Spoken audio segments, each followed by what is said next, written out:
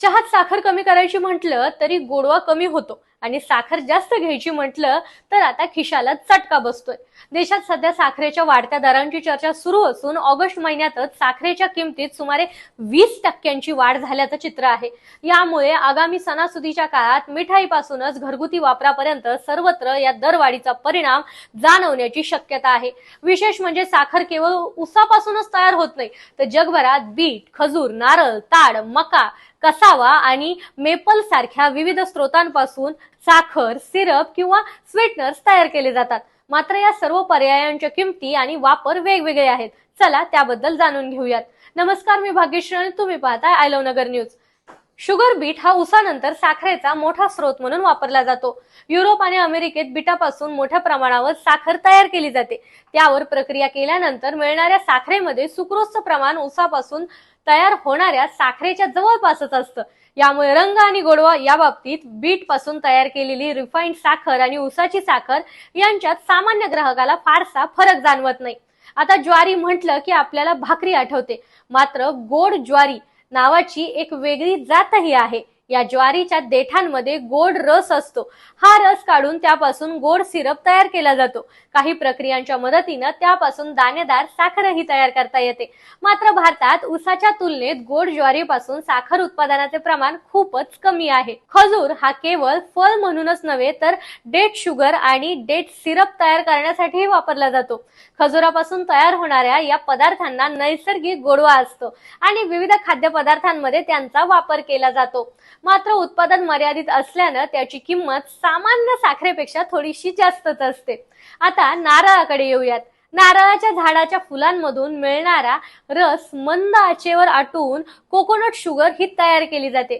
तिचा रंग किंचितसा तपकिरी असून चवीला कॅरमल सारखा स्वाद असतो। पण किमतीच्या बाबतीत हा पर्याय सामान्य साखरेपेक्षा खूप जास्त महाग आहे। बाजारात कोकोनट शुगरची किंमत साधारणतः 600 ते 800 रुपये प्रति किलो इतकी असू शकते। आता येऊयात ताडाकडे। ताडाच्या विविध जातींच्या झाडांमधून मिळणाऱ्या रसावर प्रक्रिया करून पाम शुगर तयार केली जाते।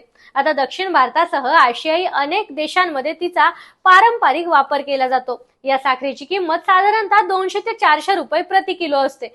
यामुळे ती कोकोनट शुगर पेक्षा स्वस्त असली तरी सामान्य ऊसाच्या साखरेपेक्षा महागच आहे। आता मका। मक्यापासून थेट ऊसासारखी पांढरी दाणेदार साखर तयार होत नाही, मात्र मक्यातील स्टार्चवर प्रक्रिया करून ग्लुकोज सिरप आणि हाय फ्रुक्टोज कॉर्न सिरप तयार केलं जातं।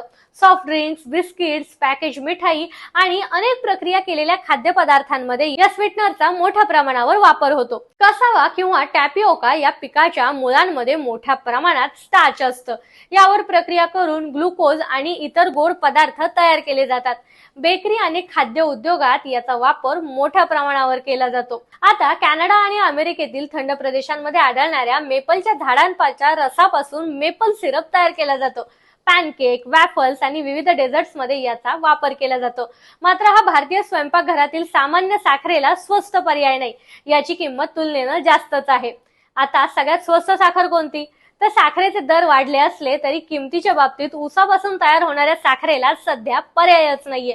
चुकंदर, खजूर, ताड, नारळ, मका आणि इतर स्रोतांपासून गोड पदार्थ किंवा स्वीटनर्स तयार करता येतात, मात्र त्यांचे उत्पादन मर्यादित असल्याने ते सामान्य साखरेपेक्षा महागच पडतात।